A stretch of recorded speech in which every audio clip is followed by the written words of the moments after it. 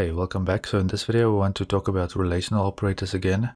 Now that we understand the logical NOT operator, I'm going to extend this table with the relational operators in there, these examples. We want to write some equivalent expressions as an exercise.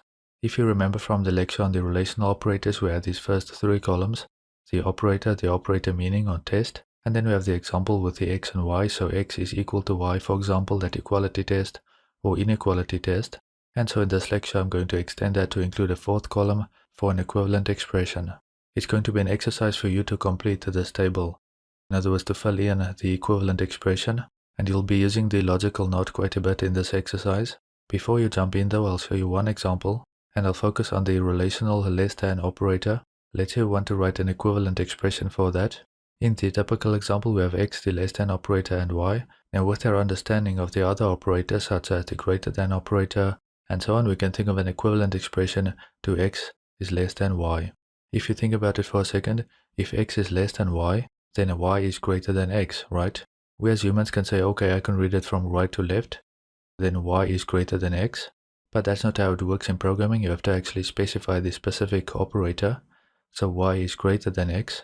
Right, you'll have to use the greater than operator. Again, with your understanding of the relational operators and the logical NOT operator, which we'll also be using for this exercise, go in and complete the equivalent expression column. Alright, go ahead and try that, and when we come back, I'll show you the equivalent expressions.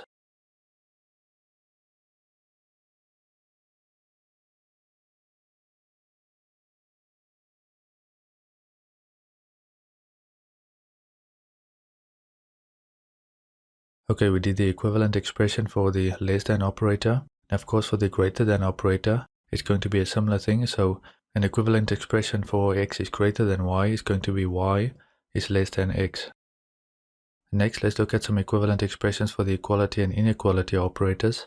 We can take the result of an inequality expression or test as an operand to the logical NOT operator, and that's an equivalent expression to the equality operator, or an equality expression. For example, if x was the same as y, then of course the inequality operation is going to return false. Apply the logical NOT to false as an operand, and you will get true back. So in both cases you have true. That is again if it is given that x is the same as y.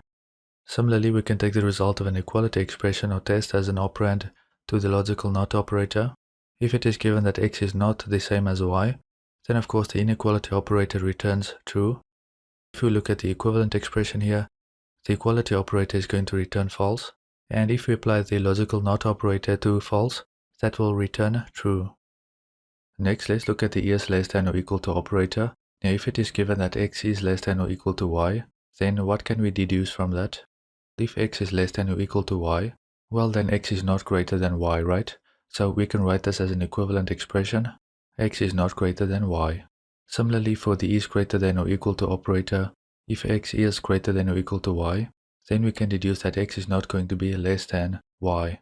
Thinking of it in this way, we can go back to the equality operator and we can say, okay, if x is equal to y, then we can say, okay, x is not equal to y. Similarly, if x is not equal to y, then we can say that, okay, x is not equal to y.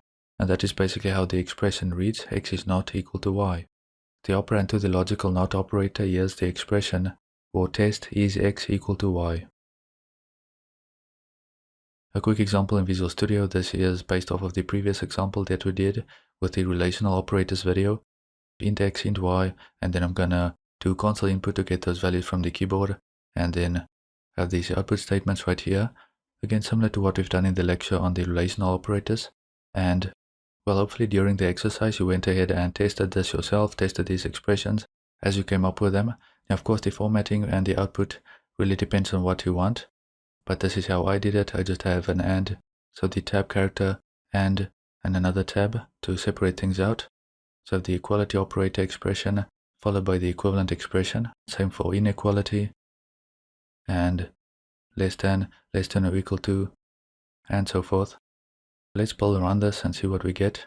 I'll do two equal values, so 5 and 5 for x and y. Press enter and then we get a sort of output. 5 is equal to 5 is true, 5 is not equal to 5, so that's going to give us false. Apply the logical NOT operator to false and we get true, and so on. 5 is not equal to 5 is false. The equivalent expression also gives us false. 5 is less than 5 is going to be false, 5 is greater than 5 is going to give us false, 5 is equal to 5, so 5 is less than or equal to 5 is going to give us 2. 5 is greater than 5 is false. Inverse of that is 2, so that gives us 2. 5 is greater than 5 is false. 5 is less than 5 is false. 5 is equal to 5, so 5 is equal to or greater than 5 is going to give us 2. 5 is less than 5 is false, and the logical not operator applied to that is going to give us 2. Build and run that again, and you can do something like 3 for x, 5 for y. Now, of course, equality is going to be false, and then inequality is going to be 2, alright? 3 is less than 5 is 2, 5 is greater than 3 is also going to be 2, 3 is less than or equal to 5 is going to be 2, 3 is greater than 5 is false, of course, and the logical not operator applied to false is going to give us 2, and so forth. You get the idea? That is going to wrap up this lecture. I just wanted to provide you with some exercises for the logical not operator, and really to get you thinking about the relational operators as well as the logical not operator, because our expressions are not always going to be this simple. Sometimes our operands are expressions, and based on variable names, for example, we may want the expression to read in a certain way. So again, these are simple examples. In reality, they can get a bit more complicated.